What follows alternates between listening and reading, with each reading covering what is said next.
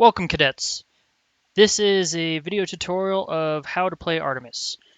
While we are playing Artemis, you may find that leadership is thrusted upon you, and you should know how every system works so that if you do need to be a leader or captain of a ship, you're able to do that with ease. First off, what you want to do is you want to join whatever game you're going to be playing in Artemis. To do that, you go to the bottom right, Start Client. When you start client, what you're going to do is you're going to type in the server address or IP of the server that you're going to connect to. This will be provided to you on the day of the party. When you connect, you have numerous ships to choose from. You will be assigned a ship on the day of, and that is the ship that you're going to choose. Each ship is going to have a maximum of 4 people per ship. You're going to have Helm, weapons, engineering, and science. Any additional stuff will be handled on an ancillary basis, but these are the primary roles to be able to play the game and effectively and win any battle. Once you're ready, you're going to go ahead and click Ready to Play. Once every player has readied up, that is when the server will start. Now that the server has started, we're going to go over how the helm works. The helm shows your ship right here, this little green area. Let me go ahead and move him out so you can see it a little bit better.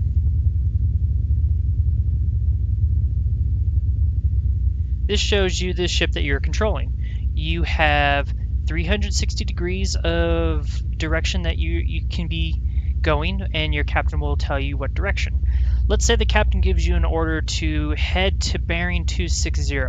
There's a couple ways you can go about doing that. Number one, you can hit the A key, which will move this slider all the way to the left and will continually keep your ship rotating, going left, and then you have to bring it back to the middle to make it stop. Or you can actually use your mouse to control this slider. The third option, which is the most easiest in my opinion, is let's say the captain gives you an order, change to bearing 220. Bearing 220 is right here. You literally just click 220 and it'll automatically point your ship in that direction. Down here at the bottom left, or in the bottom middle, will show that your bearing, that your ship is actually pointed at. Now, as pilot, you can see that you have this weird 180 degree half circle right here. This is the range of the weapon, of the lasers within the ship. If you are in a ship that is mostly equipped to do damage with lasers, you need to have enemy ships within this bubble. Anything else will be visible, like DS3, which is Deep Space Station 3. You can see that this can be here, and it kind of gives you visual awareness. Over here on the bottom left, you have 2 dials right here. The one on the left is for your warp drive. The one on the right is for your impulse. Impulse is going to be just your general gas pedal. You know, just kind of full speed. Awesome. You're going forward as fast as you possibly can with impulse. Impulse is great for in the middle of a battle. But if you need to travel some serious distance, you need to use warp. You have warp 1, warp 2, warp 3, and warp 4. And as you can see, you go very fast warp 4. And you can bring it down to 0, and you can continue to run on impulse.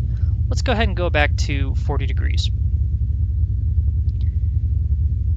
Over here, this little arrow that shows the word neutral is going to show on a 3D plane whether you're in the neutral z-axis or you're going above or below. So you're climbing in altitude right here, which you can see in this visual aspect, and then neutral, coming down, you're leveling out, and then diving, you're going down. Most of the time, just stay in neutral, you'll be fine. You really don't have to worry about that guy. The next thing you have over here is your reverse and shields. Reverse is really handy when you're in the battle and you want to keep someone in front of your ship. So over here is how much power, 100%, you're giving to go forward. But when you click reverse, your ship will actually go full reverse or half reverse. Please keep in mind, while this is active, you cannot go forward. So to go forward, you just uncheck it again. One of the keyboard shortcuts for this is the escape button. You can hit escape and it'll bring reverse. Hit escape again and it will turn it off. The next thing is you have the power of shields. Depending on your captain will determine who is in charge of keeping shields activated. So if you see that you're within a battle and shields are off and you know you're about to get hit with something, you can click it to turn shields on, which shows the indicator down here on the bottom right. A keyboard shortcut for this is the letter Q on your keyboard. Turns it off, turns it on. Very handy. Let's head back to the Deep Space Station. Alright, there's DS2. We passed it a little bit, so I want to go ahead and change to 260 degrees. And while I'm this close, I can request to dock. As you can see, I'm not quite close enough because I'm not within this arc of influence. So, I'm gonna get a little closer. And once the station is in there, you hit request dock. Wait for it. There we go. Left click on the actual station, make sure you're close to it, click dock, and that is how you will actually dock. And you can see from the visual aspect, the ship is actually now docking with the station. Once you're docked, energy will be replenished, supplies will be replenished, all the good stuff. This is the time to prepare for the captain to prepare the ship for the next battle. Another key factor within Helm is your zoom. Zoom 1 will zoom you real close. There's DS2 right there. Boom, very easy. Zoom 2, I can now see DS3. In zoom 3, I go back even farther. In zoom 4, I go back the farthest. Zoom 4 is very handy. This is all very much preference on fine-tuning on how to get around something in particular. Zoom 1, if you need to see what's around you, zoom 4. That's it for Helm. Let us go ahead and get into a situation where we can use weapons. If you're in the weapon class, your screen looks very similar to the Helm. You have your auto beams will need to be turned off because it's more fun for you to shoot. The frequency of your beams will determine the frequency that they will be applied against the enemy shields. If the enemy shields are at a high frequency at A, then you want to find their low frequency. The captain or science officer will tell you what frequency to set this to do the most amount of damage. Weapons also has the ability to turn shields on. Same keyboard shortcuts, press Q, or you can actually click. As a weapons specialist, I would strongly suggest if you are doing lasers to do zoom 1 so you can fine-tune and choose the exact ship you want to attack. Zoom 2 is another good one. Anything outside of zoom 2 is very difficult to click the actual ship that you want to attack. Over here, you're going to see on the left the weaponry that you can load into the tubes of your ship. You have the tag, the probe, the beacon, the P-shock, the EMP, the mine, the nuke, the torpedo. Going through these, tag. Small torpedo designed to tag biologicals with a radio transmitter is harmless. Pretty much we're not going to use that. Really not that big a deal. Probe, a very fast scanning torpedo, no homing system, so fires to the front of the ship. What's out there, the probe can find out. That's really not going to be used either. Beacon, looks like a mine, but can be tuned to attract or repel space biologicals. Once again, really not all that important. P-shock, this one's actually a lot of fun. Basic torpedo with a plasma shock warhead. It is completely useless against shields, but if this actually hits a unshielded ship, it will destroy systems. An EMP is the exact opposite of P-shock. It pretty much does garbage against, it does no damage to the actual hull of a ship, but it does disrupt shields and has a 1,000 meter radius. So you don't want to be shooting this point blank, or else your shields are going to go down too. EMP is really good for those big hunky ships that have a lot of shields, and you need to knock them down quickly. Mine, pretty self-explanatory. With a mine, you load it up, shoots out the back of your ship, and then it arms, and it stays stationary. A nuke, once again, another self-explanatory. It is a homing missile that you choose a target, you shoot the nuke. The nuke has a 1,000 meter radius, and so you don't want to be shooting this one point blank either, or else you're going to take the exact same damage. And then you just have basic torpedoes, which locks on target and does damage. It does damage to both shields and hull. Now, once you choose your torpedo, you're going to want to load them into your tubes. You'll actually click load, and it takes time for these things to load into the ship. You want to make sure that you're choosing the correct weapon to load into the tube, because if you load the incorrect weapon, you can't stop it. And then once it's done, you have to unload, which also takes some time. Very frustrating. Don't want to deal with that. While we're waiting for that, what we want to do is go over here on the right side. You're going to see torp to ENE, and then ENE to torp. ENE stands for energy.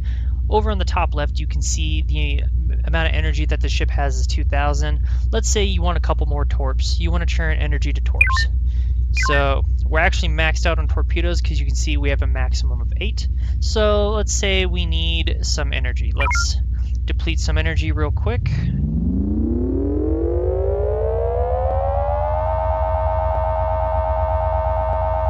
Alright, we've depleted some energy.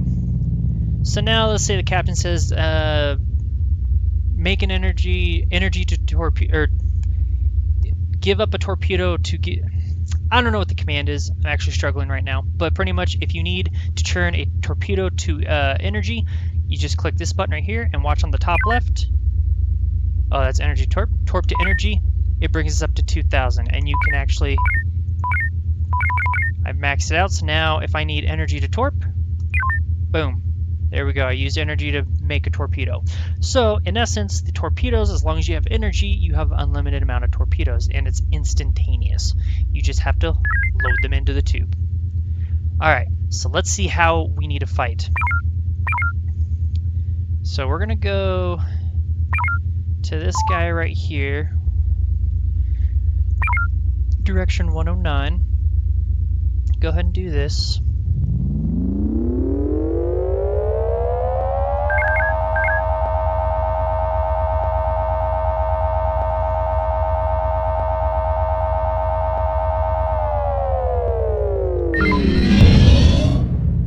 Alright, I've turned shields on, so now what I'm going to do is I'm going to position the ship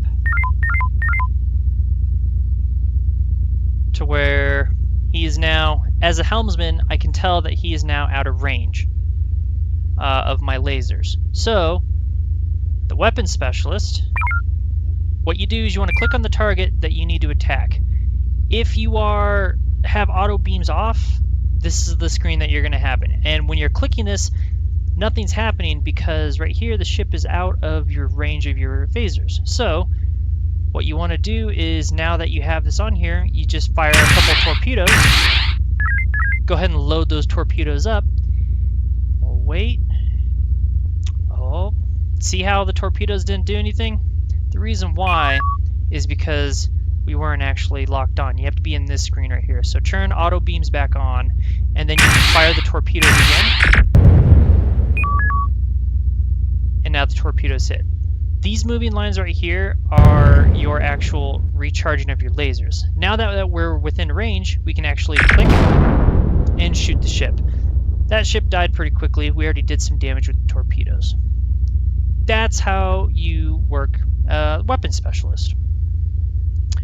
Moving on to science. Science is pretty self-explanatory. You have a map of the whole battlefield, and what you do is you go, okay, Victor 75 is an unknown vessel. When you left click on it, it shows unknown. Its direction from where your ship currently is bearing 277 at 62,000 meters. Over on the bottom left, you hit scan, and you'll see this progress bar. go ahead and move all the way up. And you can also see it right here. Boom. Now that it has finished its first scan, we can kind of see, it's a Carillion battleship. Alright, its front shield is 80, rear shield is 80. See, its displacement, 17 kilotons. Armament, 2-time rapid-fire beams, heart of the Carillion fleet. So, sounds like you don't want to be in front of this ship, you want to be behind it. Scan it again, and you get a little bit more detail. As the scanning happens, you will now see the frequency of their shields. You can see that Echo is the highest frequency and Alpha is the lowest. So you would tell the weapon specialist Victor 75 frequency Alpha. And that will let the weapon specialist know, change the lasers to frequency Alpha to do the maximum amount of damage. Teamwork is critical here. That is the main purpose of science. Science is definitely a informational and necessary role, but it is also one that can be supplemented with another role. Most likely, whoever's the captain of the ship will be the science officer, because this will give them a direct view of the battle. In this view as well, you can use your mouse wheel and left and hold to move the screen around. And you can actually zoom in as much as you need. So like right here, I can tell that there's 2 ships, but it's hard for me to click on those 2. But if I just zoom in, boom, really easy. And I can see them moving pretty quickly. Moving on is the long-range scanners. If your Helm, I believe every role can have a long-range scanner, so you can kind of see what's going on the battlefield. Green is where your ship is. Your deep space stations are here. V75, Alpha 10, UO8, and whatever these unidentified guys are will show up on the long-range scanner. The visual button up here just shows what your ship actually looks like, what's going on right now. Now, on to engineering. Engineering is the most intimidating, important, and fun class, in my personal opinion. Over here on the bottom of the screen, you're going to see primary beam, torpedoes, sensors, maneuver, impulse, warp, front shields, rear shields. Each one of these has these yellow dots. These yellow dots can be filled with coolant. This coolant will help keep your guns from overheating, your shield generators from overheating. Now, how would they ever become overheated? Well, the more power that you give these shields, or specifically these primary beams, you can see the heat is going up. At 300%, the heat is going up quite fast, and then what's going to happen is overheat condition. You get an overheat warning. Overheat condition. Overheat condition. You maximize overheat condition. You maximize the coolant level, and you see it starts to cool down. This is a management system of all the systems. If you cut down on maneuver and you cut it to 0, guess what? The helmsman can't turn left or right. Don't want to do that.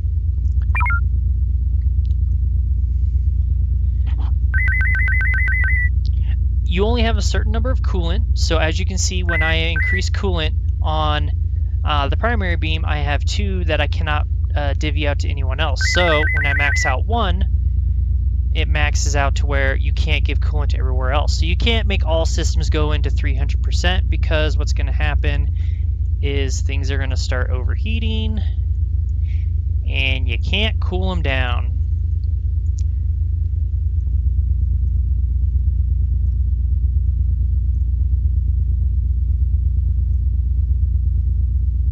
Until you're able to divvy.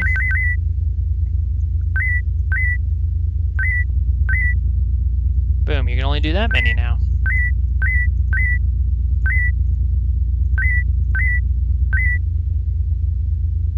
So, doing this manually in the midst of battle can be quite difficult.